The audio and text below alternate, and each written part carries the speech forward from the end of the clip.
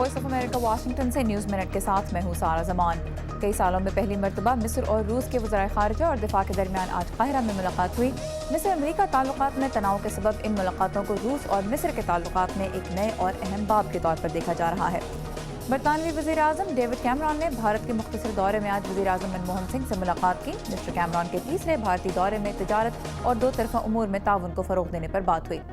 امریکہ کے مرکزی bank federal reserve کی پہلی خاتون سربراہ نامزد ہونے والی جینٹ یلن آج امریکی کانگریس کمیٹی کے سامنے اپنی نامزدگی سے متعلق سماعت میں پیش ہو رہی ہیں۔ سخت سوالات کے علاوہ ان کی تقرری کی راہ میں کوئی بڑی رکاوٹ متوقع نہیں۔ اور دنیا کے کئی ممالک میں آج یوم عاشور سخت سیکورٹی انتظامات کے ساتھ منایا جا رہا ہے۔ تاہم مشرقی عراق میں ماتم کے جلوس پر خودکش حملے میں کم از کم 35 افراد کے ہلاک ہونے کی اطلاع ہے۔ یہ تھا VOA نیوز منٹ۔ خبروں کی تفصیلات کے لیے آئیے urdu VOA.com پر۔